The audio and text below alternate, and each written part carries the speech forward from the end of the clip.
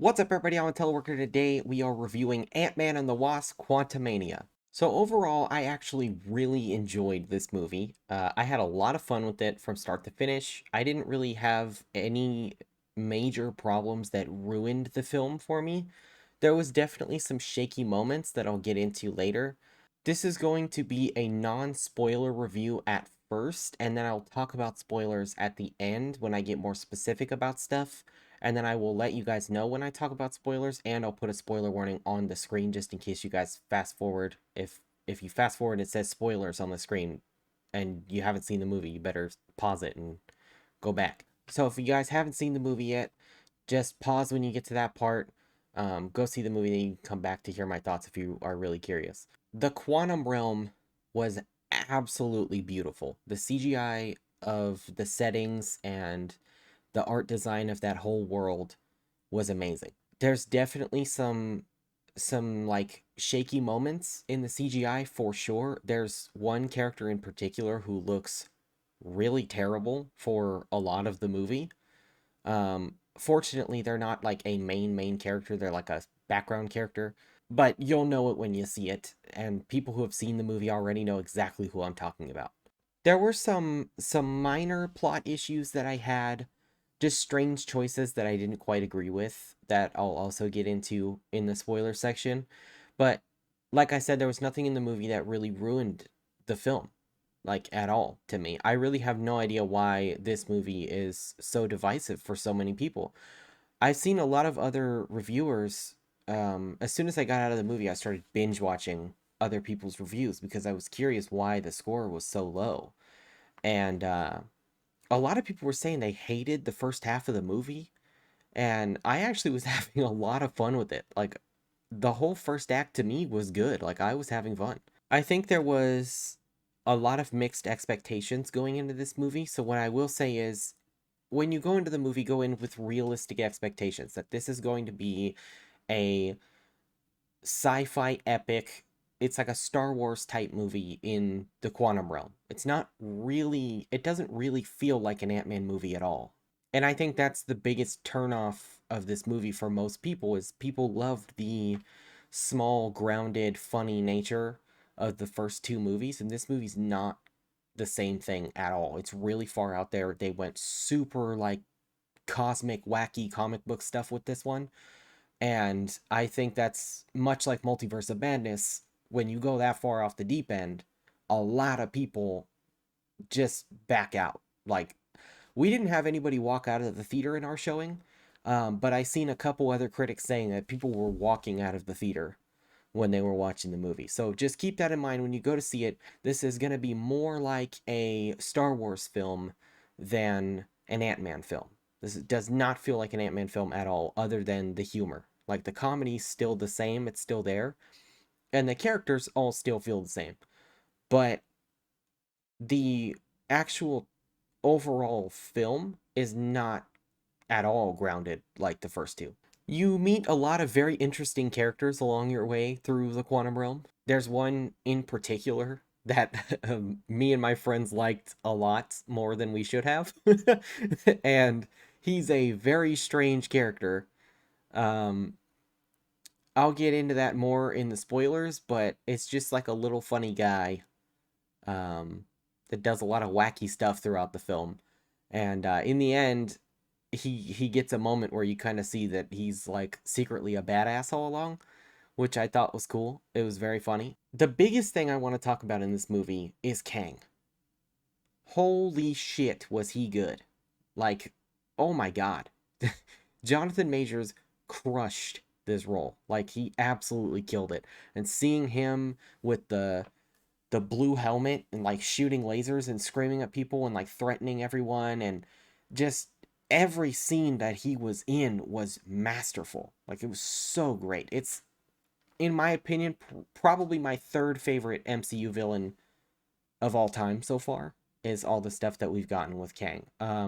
I Loki is my favorite, then Thanos is my second favorite, and then I'd put Kang right up there, and he's real close. I'm not gonna lie. I'm liking him a lot so far.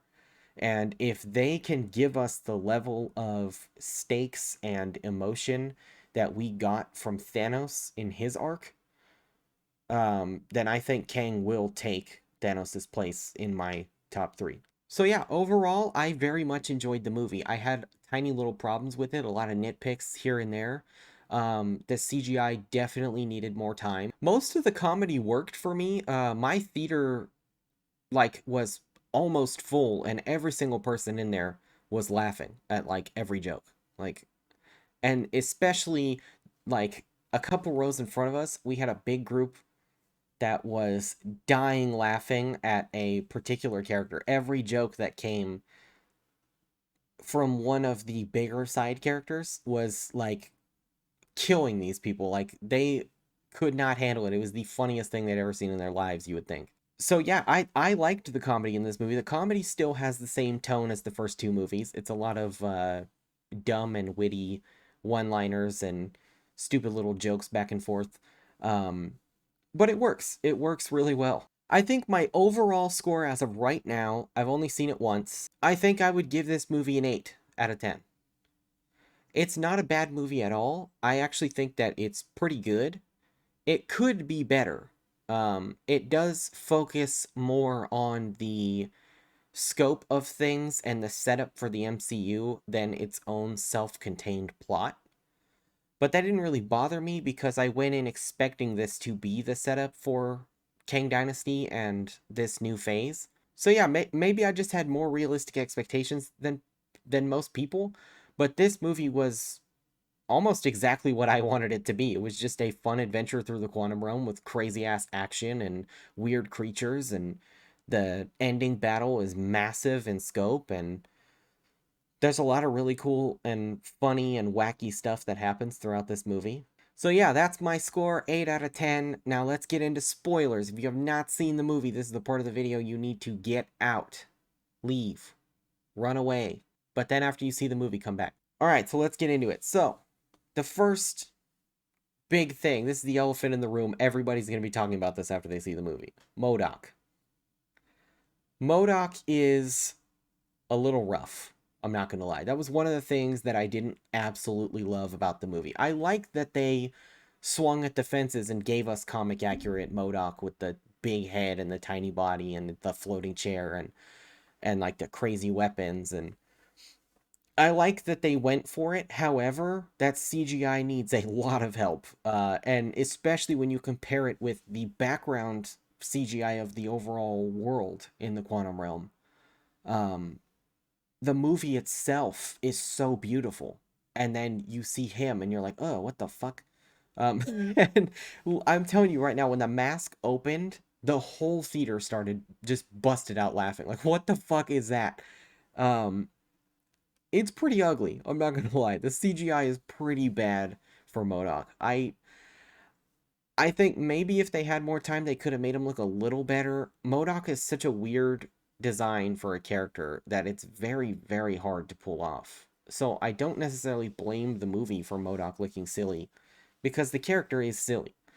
But the actual animation for it is very shaky in a lot of places, and his face, instead of just being the actor's face, it looks stretched to fit the shape of comic book MODOK, so it just looks awkward. So it never quite looks like it's just a big head with a little body. It looks like they stretched the head to be like the more squared shape like MODOK is in the comics. So yeah, MODOK was pretty damn ugly. I think that his death scene was completely unnecessary. We did not need a redemption arc for that character. It was funny, but it, like, the jokes that they cracked during his death scene were funny. But the overall necessity of it, we didn't need that. I'm not gonna lie, okay? I thought MODOK was pretty well handled in the film up until that tiny section of the third act when they just randomly decided, now he's a good guy. And then it was like, I mean, okay, like, it was funny, but we didn't need that. We could have just had him be defeated and then move on. Like, it really was very random. The other decision I did not like was Bill Murray's character. Uh, for those of you who have seen the movie, you know that Bill Murray is in this movie, and he plays this guy who owns like a bar, and they go there to get information, and then he sets them up. I really, really disliked the idea that all the time that Janet was in there in the quantum realm, that we were supposed, because they built it up that she had been all alone and we felt bad for her, and we were supposed to kind of embrace that love between Janet and Hank and be like, oh, that's so like sad that they were both alone and broken for that long, but now they're together so we can be happy for them. But then when they go in the quantum realm, we find out that Janet had an affair with that guy for years and just never told anybody. And then she just left him and sold his ass out so she could go home. So she basically just used that guy for sex while she was in the quantum realm and then took off, which makes her character very like morally weird. I don't know how I feel about that decision. I think using all of that to set up a joke about how she had needs and all this stuff, it felt very like weird and awkward, and I just don't think that's the one part of the movie, like comedy wise, that I thought was really stupid. That, and it didn't need to be in the movie because to me it takes away from her character. Like they were wasting a lot of tragic backstory. Like it would have been better to me if he was just her friend and he had been trying to help her get home so she could be with her husband. But instead, he was hooking up with her knowing she had a husband, and then they were both just cool with it. And then like Hank was like, he was like upset about it at first, but then he was like, oh, well. And it was like, it felt very rushed and weird and forced, and the joke just didn't land for me. I also, there was the moment when Cassie first wears her suit and we see her run in to save the rebels, um, was really bad. Like, the way she runs is super, like, wonky and awkward, and, like, the CGI doesn't look finished on her little like Ant-Man suit while she's running. It just looks super weird and like floppy and strange, and I was immediately like I noticed it. As soon as it started, I was like, "Ew, what the hell?" The weird little jelly character that was like made of the ooze. He like creates the ooze that they drink to understand the quantum language, which I thought was a really weird plot device, but okay. um the uh the weird jelly guy was like hilarious. Like the whole theater was laughing at him the entire time. And the part when he was asking Scott about how many holes he has, and then Scott pauses because the other guy answers for him, and then Scott pauses for a second and goes, "Yeah, no, that's right." And the whole theater was laughing. And also later on, the payoff for that joke, we see the jelly guy get shot up, and you're like, oh no, they killed him. And then he turns around and he's like, I have holes. And he like opens up like Kirby and like inhales Kang's soldiers. It was really great. It was hilarious. Like the whole theater was laughing. Everybody seemed to be having a really good time with this movie. The audience score for this movie is really high. Do I think this is the greatest movie in the MCU? Absolutely not. Is it in my top 10? Probably not. But I thought it was a lot of fun, and I didn't have any major problems with it. Um, there was a lot of cool character moments in the film. There's a lot of cool sci-fi stuff that happens in the film. If you're really into like sci-fi fantasy adventure movies like Star Wars or Star Trek and stuff like that, um, there's even a little bit of Dune in here. I think that you'll have fun with this movie. Especially if you like the humor of the first two movies. I think that there's plenty to offer with this movie. I think the setup for Kang was great. The setup for the Kang variants and the after credits was great. The Loki season 2 tease was great. I didn't hear a single person in the theater complaining that they hated the movie when the movie ended. Like everybody was talking like, "Oh, I like this part. I like that part. This was so cool and like all this stuff happened and this part was funny." And then some people were talking about parts that they didn't like, but they didn't give off the vibe that they hated the movie. They were just like, "Yeah, this part was kind of weird." So yeah, guys, those are my thoughts. What did you guys think about Ant-Man and the Wasp: Quantumania. Comment down below what you guys thought, what your score was. Did you guys like the movie? Did you hate the movie? Were you somewhere in the middle like most people? Or were you like me, where you thought it was really good? You didn't think it was the best Marvel movie, but it was still really fun.